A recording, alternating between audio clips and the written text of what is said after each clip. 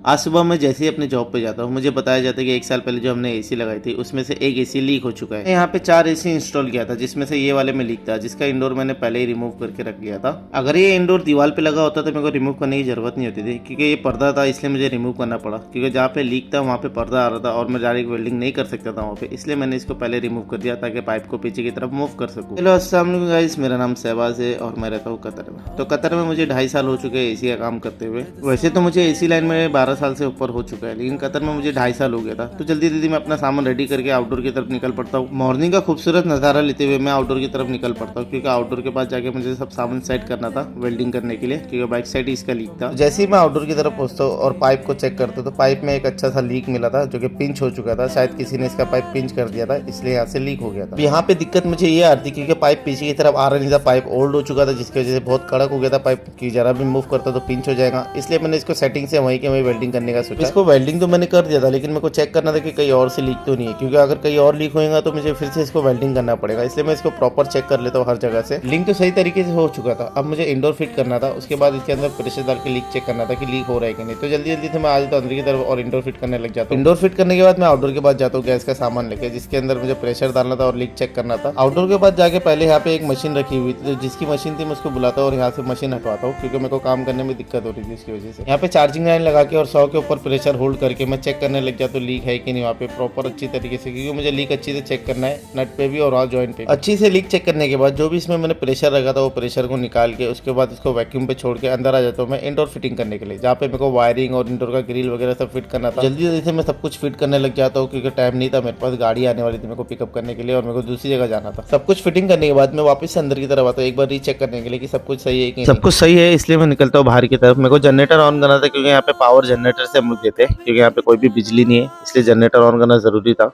तो generator on करने के बाद फिर इसमें जो भी गैस मेरे को फील करना था, मेरे को रखना था इसका प्रेशर, रनिंग प्रेशर 130 से 140 के अंदर, क्योंकि 410 गैस है। वैसे तो बहुत से टेक्नीशियन ऐसा करते हैं कि जितना उसका गैस है उतना रनिंग प्रेशर डाल के छोड़ देते हैं, लेकिन ऐसा नहीं करना है। आपको कम से कम 10 पॉइंट कम रखना है, बाद में हिटअप होगा मशीन तो लेवल में आ जाता है। गैस चार्जिंग होने के बाद मैं इंडोर की तरफ आ जाता हूँ कूलिंग चेक करने के लिए। कूलिंग तो माशाल्लाह बहुत अच्छी हो रही थी और अपना टूल भी पैक कर लेता हूँ। तो मुझे नेक्स्ट टाइम ये ध्यान रखने का, अगर इसमें लीक होता है तो मुझे लाजिम पाइप चेंज करना पड़ेगा, क्योंकि पाइप इसका पूरा खराब हो चुका है।